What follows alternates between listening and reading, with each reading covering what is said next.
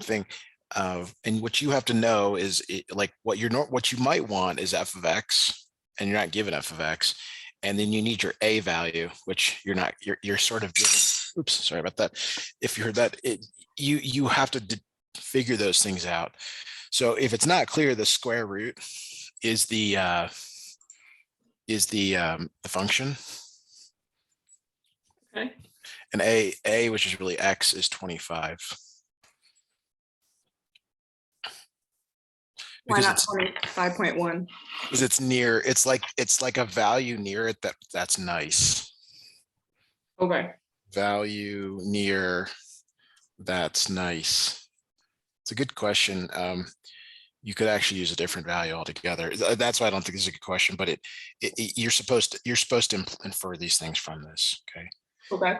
And then like we talked about, you to do the linearization of x, you need f of a plus f prime of a, x minus a. That's why this a is so important, because you're going to use it over and over again. Right. So f of a is really f of x, but with a in for x. So that's the square root of 25, which is 5. Let me scroll down here. Why doesn't it scroll down? There it is. Okay. The derivative of a square root. So if we write f of x, I guess I'll come up to the side here. If f of x equals the square root of x, a rewrite step is x to the 1/2 power, and then it's power rule. Wait, why is that square root of x again? Because I made this one slightly different than the one in your example. The one in your book is the cube root of 8.1. I just made this the square root. No, but like, why is f of x the square root of x? Because it's like. So for the 8.1, was it the cube root of x? Yes. Oh, exactly. okay. So it's just okay. Yeah. I think you have to be told that, but that's not what I think. So this is now power rule. The derivative here is 1/2 x to the minus 1/2.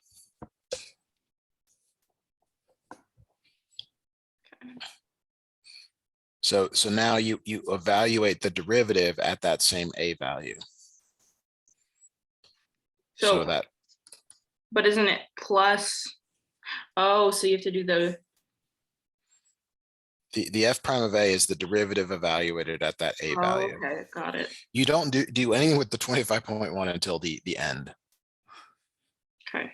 Okay. You plug in okay, and then is x or 25 point. Wait. So the first thing we're going to do is write the equation, and then we're going to evaluate it. Oh, so you just keep the x then? Yes. Okay. Okay. So then we did the square root of 25. This right here is the intermediate step here. This is 1 over the square root of 25. That's what negative 1/2 means here in this context. Mm-hmm. So it's 1/5, 1/10. So it's 5 plus 1/10 x minus 25. Okay. And then now you can evaluate it at 25.1. So it's 5 plus 1/10, 25.1 minus 25. And then that's 5. Yeah, so it's 5 plus 1/10, 24. So then it's like 5 times 0.05, right? Oh, this is a plus, right? So the 25.1 minus 25 gives you 0.1 or 1/10 again. So it's 5 plus 1/10 times 1/10. 0.1 equals 1/10. So this is 1 over 100. 1 over 100 is 0.01. So it's 5 plus that, it's 5.01. Oh, I see. Okay.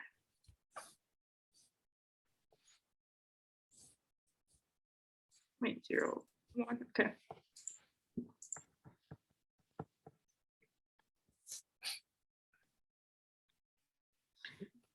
The square roots and cube roots seem to be the most common use of this one.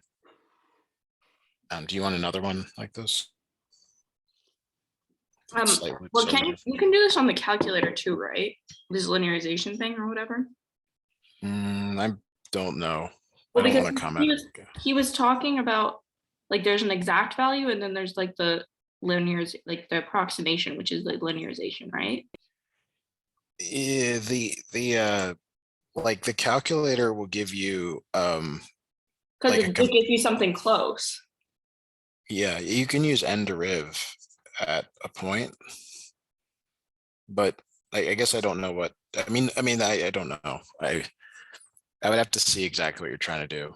Okay, I just don't know if this would be on the, well, this would, with this part wouldn't be on the calculator section. No, this is no calculator. The only way this is on a calculator section is if you wanted to compare like what the actual value of the square root of 25.1 is to this, but it wouldn't be. Right, that's what I was like, the actual value. Oh, okay, yeah. Then it would be, but But then you would just use n derive and put square root 25.1 in. no, you would actually just do the square root of 25.1 and see like what it is. Oh, okay. See if it's bigger or smaller, for example. Yeah, let's do another one like that. All right. Do you want to do a root one or something else? You can do root one, whatever. Okay, so let's do the cube root of 27.3. Okay. So you have to figure out your f of x, you have to figure out your a value. Yep.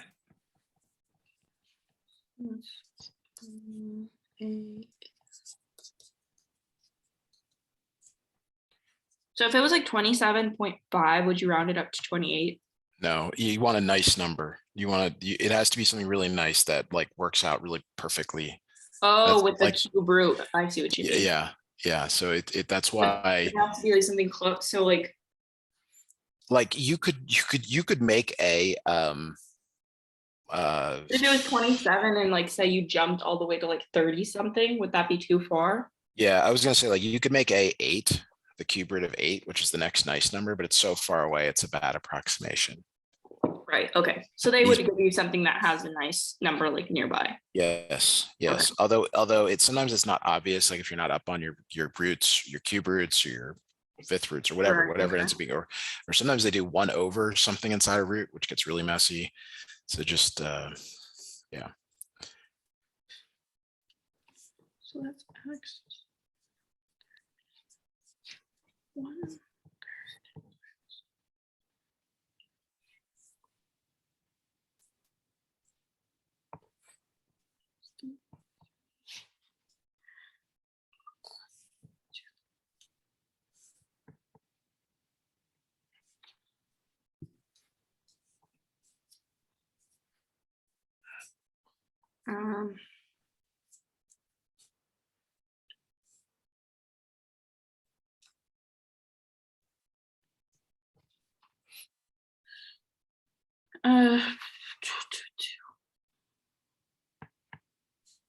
Okay, is this step right? So I got cube root of 27. Oh yeah, you can just write it and then I'll. Yep, which is 3.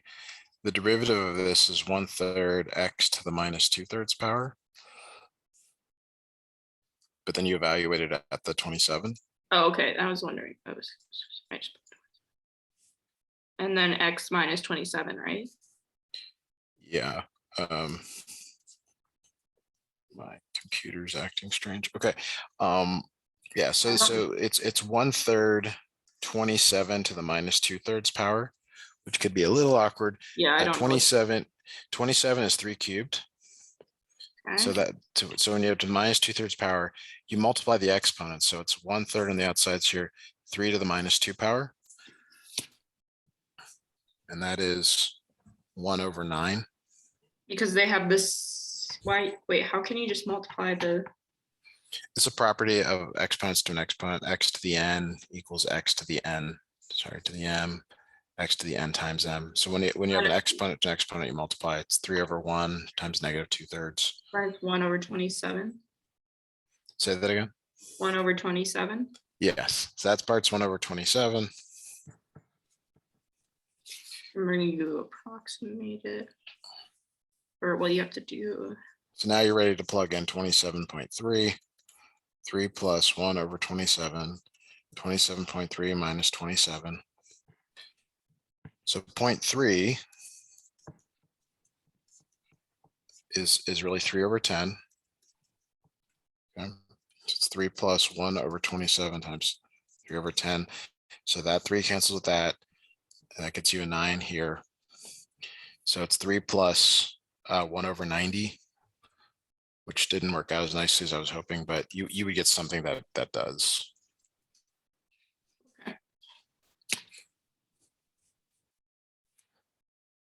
Okay. Great. Great.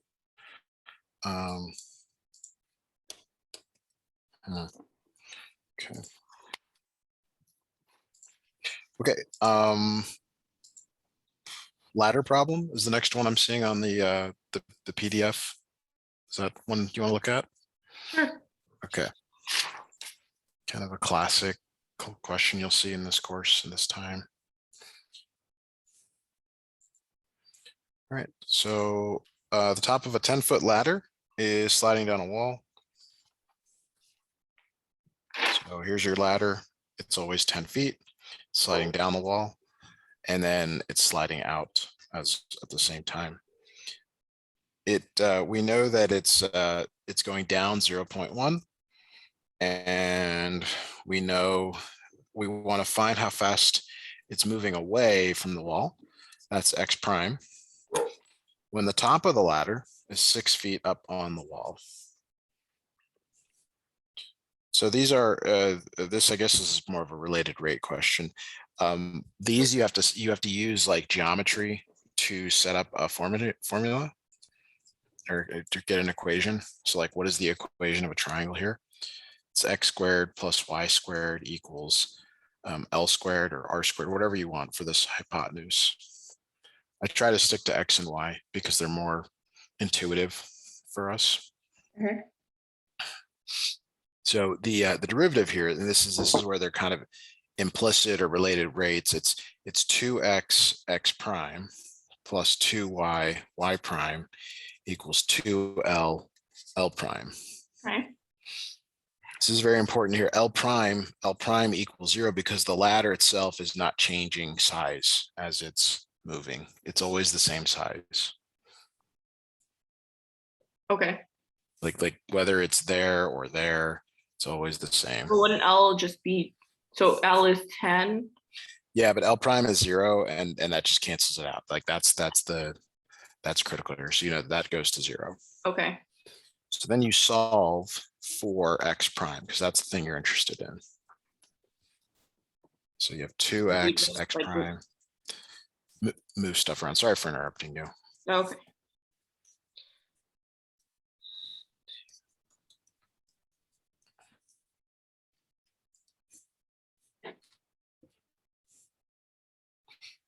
Okay, so you manipulate the equation and you get this minus y prime over x. And you go back and you get the values. You're like, okay, well, what's my y value? Y value is how high the ladder is. That's 6. Y prime, since it's going down, we're going to make that negative. So Y is 6? Yes, y is 6 because it's like there's two triangles. There's the actual like distance of the triangles, and then there's the derivatives. So this is like, I don't know, f and f prime, and this is 0.1. This is the one we're trying to find, and this is 0. Maybe it's negative.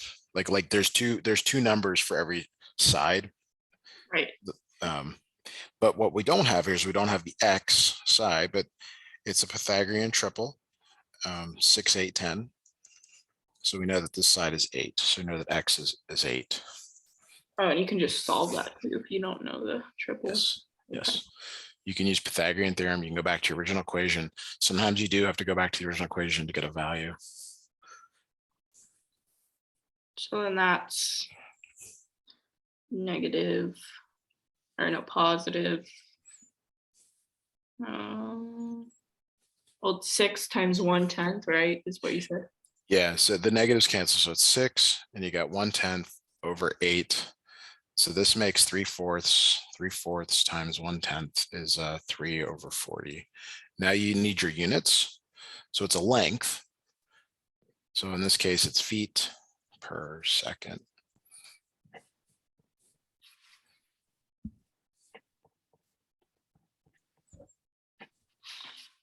Is it always over second? Or it's just whatever the problem? The rates are always per unit time. So if it's in like, it could be minutes then too. It could be minutes, yeah, it could be any of those, but it's usually per unit time for that.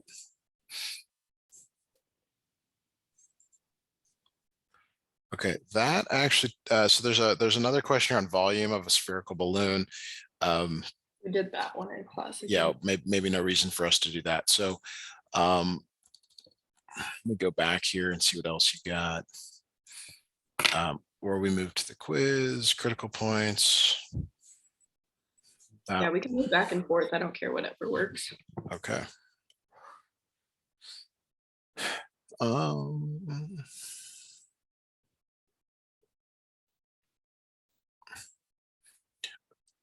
Three on your quiz is kind of the one that is the more common test question that I see a lot. But you've got all the work here correct. I'm not sure if that's good to go over.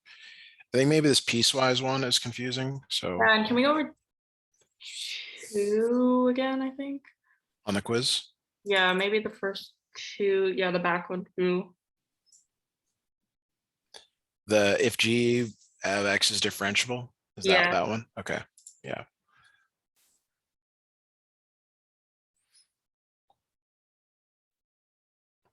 All right, let me do it without the answers for the moment here. If g of x is differentiable function such that g of x is less than 0 for all real numbers, and if, where's the rest of it? Oh, there's, that's off to the side. Okay. Wait, for 3 on the quiz, got it right, but why would it not be C again? 3 on the quiz. Is there I just see a concave up on the interval. Oh, there it is. I see. Did you make, I don't see a sign chart. I think I did. Well, I like erased it. I probably did it wrong, and then I just guessed that one because I knew it was in the first 2. Okay. Well, do you want us to switch to that one? Oh, we can go back to that one. We'll just 2. Okay, let's do 2 and then we'll come back to 2 and 3. Sorry. Okay, and then we'll answer all those questions. So what I left out is this f prime of x over here. Although, oh, there it is, g of x. Okay, if g of x is differentiable function such that g of x is less than 0 for all numbers x. So that means that g of x is always negative. Always negative, okay? Now, here's the derivative of f.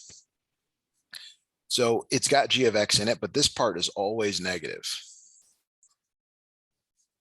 Okay, which means it's never 0. That's important, very important. It's never 0.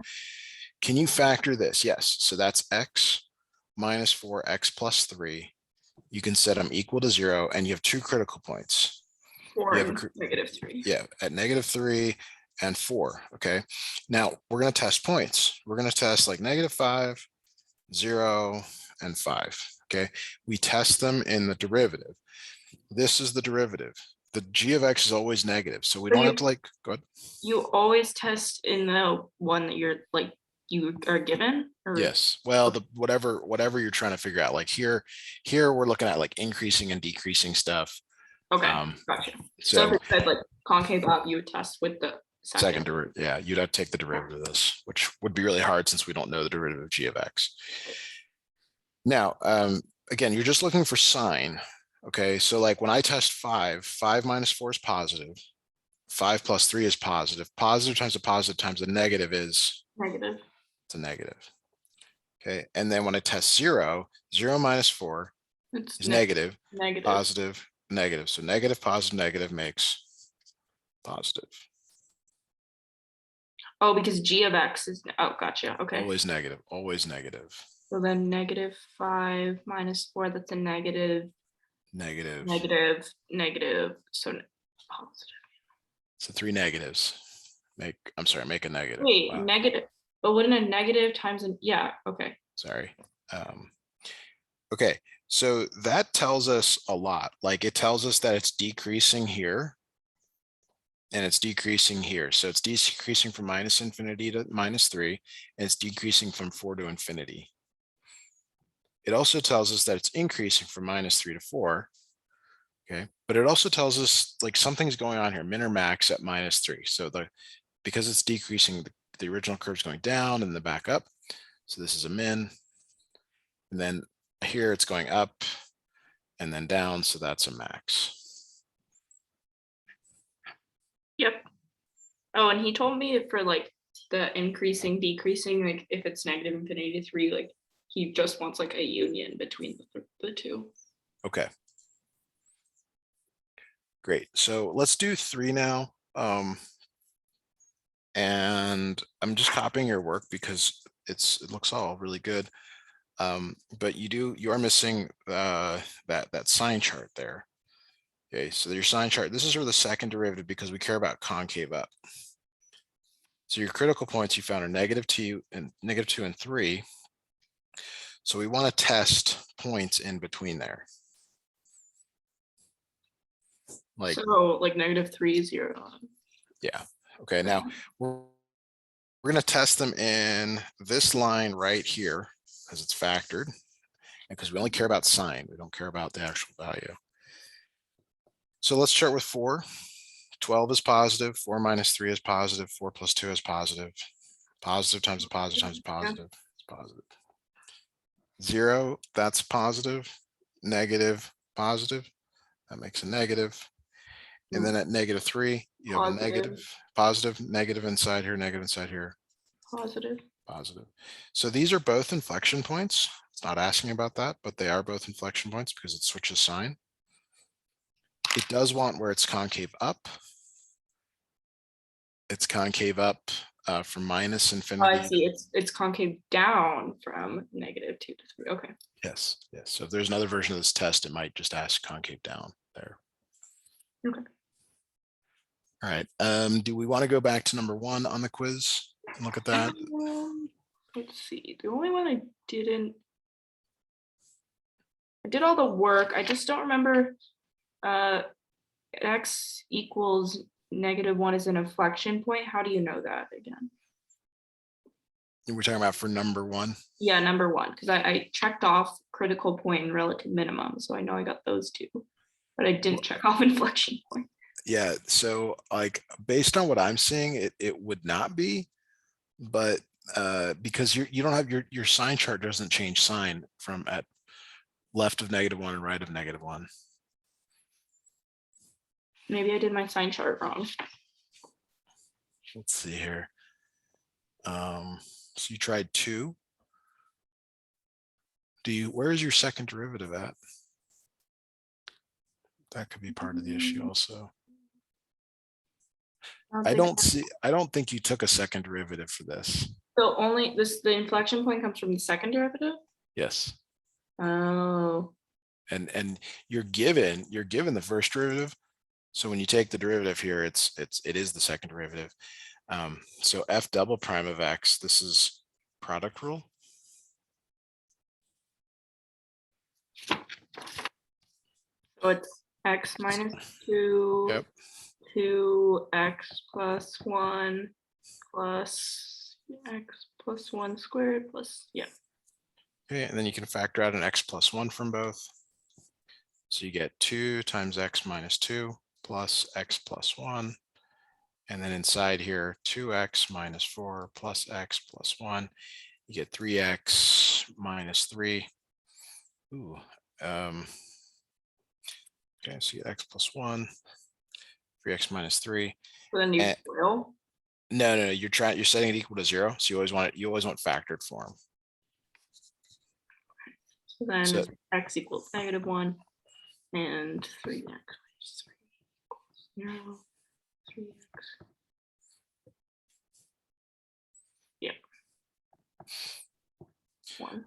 So there is probably some theorem out there that if there's more than one critical point for your for your second derivative that there's going to be an inflection point, but you still want to test values. I noticed on your quiz here, and I'm not trying to be critical of you, but I'm just going to express that sometimes when you draw these lines, like sometimes you forget what's going on. That's why if you've noticed over and over again, I've drawn them kind of away from the sign chart, the number line, these arrows, and you can do. Oh, the arrow for testing. Yeah, because sometimes you can be confused about like if you put 2 here, and is it like what happens? Right. You know, but do what's comfortable. It's probably too late to change much for the test. 2 makes this positive and positive. 0 makes it positive and negative, and then negative here makes it negative and negative. So there's actually 2 inflection points here. Got it. Okay. So critical points from the first derivative and Inflection points from the second. But if you're given the first derivative, you only have to take 1 derivative to get there. right. Okay. And then the back. All right. So can we look at 4 Yeah. again? I just forgot how to do differentiable, and then I was like, after I took this quiz, I was like, oh, I have to take the derivatives. Yeah. Well, you're gonna do better on the exam. So, so this is your original function, and part A. We'll just review part A. Part A is not a calculus question at all. It says, is the function continuous at x equals 0? So essentially, you want to know if the left and the right equal the same thing. So you try 0 in both. So is 0 squared plus 4 times 0 plus 1 equal to 0 squared minus 2 times 0 plus 1? That's where it's defined, right? That's why you tried 0. Oh, they tell you. Okay. Yeah, it's the break point between the two. Right. So does 1 equal 1? Yeah, we're good. So, and then you plug in 0 to the derivatives for B. Exactly. So for B, you have to take the derivative, which you did correctly, and then you do the same thing. Is 2 times 0 plus 4 equal to 2 times 0 minus 2? No, because the 4 equals minus 2, because these are actually the slopes. This is no, so it is not differentiable at 0. Explain less and less means words. Just I know in the past, like it means sentence, but here it's work. Yeah, the right work. But I would still, you probably should still put some words in there, but they come second to the work. Okay, find all critical points. So this is where I guess there was a small issue here. So let me look at your work here, and maybe just comment on if you haven't been talked to your instructor about this. So these are both correct, but the first one is good when x is less than or equal to 0, and the other one is good when x is greater than 0. Yeah. So, oh, okay. This is that weird scenario. Okay. So I'm sorry, these both work. So your instructor is including x equals 0 because it's a break point. Oh. As a critical point. So because it's like, it's that, like, what's called? Included, like it has the line under. Yeah, because they're not, it's not differentiable there. Got it. Okay. But yeah, so there's 2. I had to just look at this reference because I always forget. It actually is pretty clear here in this reference. So it's a critical point when either the derivative equals 0, and that's what you're used to doing, or when the derivative doesn't exist. So that's why it's a break point. Well, what if the derivative doesn't exist? That is not differentiable. Yes. So it could be a split, and that's a jump. It could be a hole. Could be a vertical asymptote. Okay. Those are all possibilities. Okay, that makes more sense. I was like, why 0? Yeah. I messed up this somehow, my line chart, I guess, too, because I got the min right, but not the max. Yeah. Let me get there. Okay. You have a lot of places on here. So your breaks should only be at the critical points. So there should only be at one at -2 and 1. Oh, maybe that's all you Yeah, do it's have. just Oh, because my okay. lines. You have, so yeah, and so I would maybe label 0 differently in here. But okay, so we're looking at this over here and here, -3 and -1, but we're looking at the one on the left. So this one, and it's actually, again, probably it's better to factor this. So it's like 2 times x plus 2 for this stuff on the left here. Okay. Just because you're looking at sign. So if it's -3, this one's negative, and this one ends up being positive. So you got the right values there. Although you've got extra signs, I think that's maybe trying to. Yeah. 1, 2. I don't know why I put all those, honestly. Yeah, try to keep it clean if you can. I don't even like drawing Oh, these. I tested the endpoints Are there endpoints on this one? on -3 to 2 on the interval, I mean. Oh, maybe you added them after the fact. I don't know. Well, They're are you not supposed to test those -3 to 2? not for part D. When would you test them? Because aren't those endpoints? They are for part E. E has endpoints. We're still on part Oh, so D. okay. So you don't need to test. That's why I put them there, because I thought you need to test the endpoints. Yeah, I'll show you what I would do, which is slightly different. I think it will help. But let's continue this. So the value here you might test would be like 1/2 and then maybe 2, and you're testing it on this one over here, this 2 times x minus 1. So when it's less than 1, it's negative. When it's bigger than 1, it's positive. All right, now, again, because this 0, it is a critical point, but it's not used for determining mins or maxes because the thing breaks right there.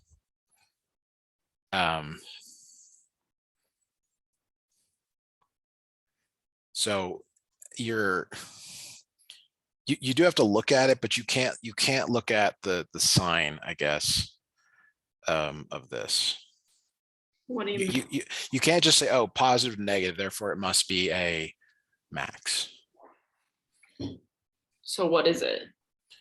It's to be determined at the moment. You said it's a max. Yeah, we're gonna explain that, but like let's do the easy one first. So this decrease to increasing, this -2 is a min, Right. and this 1 is a min also, because it goes down and then up. Why didn't he put? Oh. But he said my min was right. That it's -2. He didn't put a. I'm looking at your critical point here. 2 times x minus 1. When you put a number, when you put 1/2 in there, you get a negative number. So it has to be going down. We can look at the real graph too of this. The real graph, I'm pretty sure, is like a parabola and then a parabola or something like that. Oh, he didn't mark me up on that. Okay. Well, okay, but you agree that it's a min. If it's going down and then up, it's down and up. Okay, so this thing is increasing from -2 to 0, and then it's decreasing from 0 to 1. Okay. The problem is, like, again, like you don't really know what's happening there, because it could be this. It could be increasing and then decreasing. So is that a max there? Maybe. It could be that it's increasing and then it's So So you're saying that you can't just like, you don't know because it's not differentiable there? Yeah, That's why it's unclear? it's a bad analysis that's happening on this page because of that. Let me I hate to just graph this because but it does tell you more So than then why did he say that x equals 2 for a max? Because so then you do have to test the endpoints because there's no there. way that you would know. Remember that it goes from minus infinity to infinity. Maybe he's comparing f of 0 on both sides. But how would you know that x equals 2 is a max if you don't test the endpoints, is what I'm saying. The 2 is not an endpoint. I mean, on -3 to 2, isn't those are the. Yeah, but that's a different problem. We're still on, I mean, I'm still on part D, I guess. Or what is D? Is D the? Yeah, D is absolute minimum, absolute maximum. And I got min equals -2, and then max equals x equals 1, which was wrong, but he said x Yeah, equals. if you just let me really quickly here graph this, and then it'll shed some light on this. Because whenever you go back to the actual graph of this, everything else is correct. So okay, let me snip this in here. And I know you can't do this on the test, but it will help to either confirm or clarify some things. So this goes up forever. This goes up forever. So this right here is your relative min, but it's also your absolute min. Okay. This one right here is your relative min, but not your absolute min. Right. There Okay. is a max here, okay, and it occurs because it's bigger than these, so this is a relative max. Okay. What I'm suggesting here is it's dangerous. It's bad in the sense to like it only works because these 2 points come together right here, like the 2 curves come together. So you can't just say, oh, it's plus to minus, therefore it must be a max. Like it may not be defined there. Okay. And what about 2 then? 2. Sorry, what do you mean by 2? There's Because, nothing going on at 2. no, because he's on my paper on, Yeah. says x equals 2, 0. So why Yeah, did he say that? I don't know. 2 doesn't look like anything.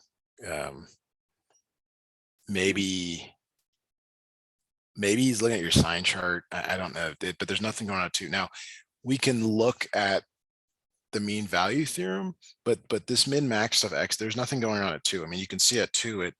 So you don't need to test the interval or whatever there. Well, if question 4 said, oh, there it is. It says on -3 to 2. Okay. Oh my gosh. Okay. So I'm so sorry. This analysis is okay. So some of this, yeah. Now I understand. See if I can. Because they give you the. So he's okay. There it is. It's there, but see, it's that's okay. So yeah, you do have to stop it at -3. Like pretend like that's not there, and then at 2. So yes. Okay. All right. So you do test You do you need to know what's going on. Yeah, you basically want to test the endpoints f of -3, f of 2, and then you also want to test the other critical points, so f of -2 and f of 1 and Well, f of 0. so that's why I included them in my sign chart. So I did the sign chart wrong, obviously, but you do want to include them in your sign chart? You want to stop the sign chart at -3. So I shouldn't have tested -3. I should have tested -2.5. And then same thing here, you stop it at 2 and you test like 1.5 instead. Okay, so that's what I did. Okay. So because whether the local mins and maxes are sort of done separately, you want to test once you get the points that you care about, that's when you go back and you make this table and you get the values. Can we test 1.5 because I got that wrong? I tested it wrong, I guess. So 1.5 is greater than 1, so it's positive here.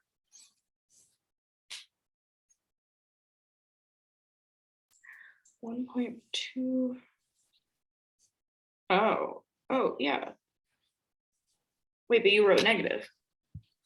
For 1.5, or it's positive? Oh, I mean,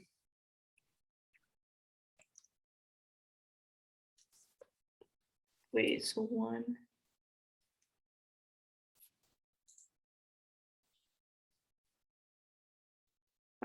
Okay. Negative. Oh, I see. Okay.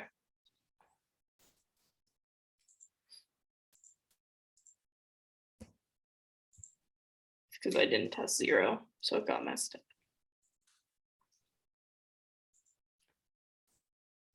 Let's make sure we get part D. Or E, sorry, E. Yeah, part E. So you don't, I wrote down the formula, but you don't really need to use that, right? Because it's not, because it's not, but it's not differentiable. Yeah, and I think that was the main thing there is. I wrote down the right things. I just had. Yes. Okay. Okay.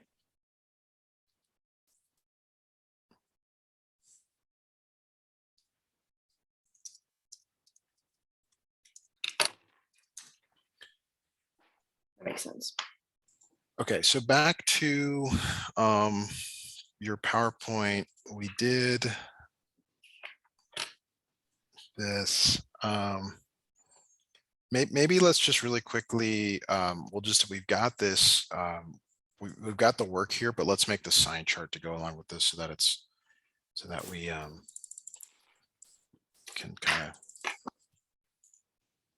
close out some of these ideas. So you did a really nice job on here. You found the critical points. Okay. So let's make the sign chart here. Can you write out quotient rule just really quickly? Yep. So it starts U over V, and it's bottom, which is V times derivative of the top, minus the top times derivative of the bottom over the bottom squared. Okay. And that's what you did here. So we got lots of numbers here. We got minus square root 2 over 2. We got 0, which is actually, it is a critical point, but it's a place where the original function is undefined. And then we got positive square root of 2 over 2 here. What about the 1/2? That converts to the script. Oh, yeah. Yeah, you were just showing your work horizontally here. So we have to test these points. Now, keep in mind the bottom here, this is always positive. X squared is always positive. This e to the x squared is always positive. So we're actually just looking at this right here. Okay. So when we test, and you don't have to write 2 over 2. What is that like in a normal number ish? 0.7. Okay. But choose something for far away, like 10. 2. Oh, okay, 10. 10 squared is 100. 200 minus 1 is positive, so that's positive. Okay, now that's where it's tough. If you're not sure what that is, choose something much closer to 0, like 0.1. Okay, so 0.1, that's positive. With squared though, squared becomes 1 over 100. 2 over 100 is still pretty small, minus 1. So negative. Yeah. And then like negative 0.1. Same thing. Yep. It'll, because you square, you end up getting the same scenario here. Okay. Okay. Now, so what is happening here? Is this a min or a max? It's max. Max. And how about here? Min. Very good. Okay. So is that clear? That one kind of clear? Okay, good.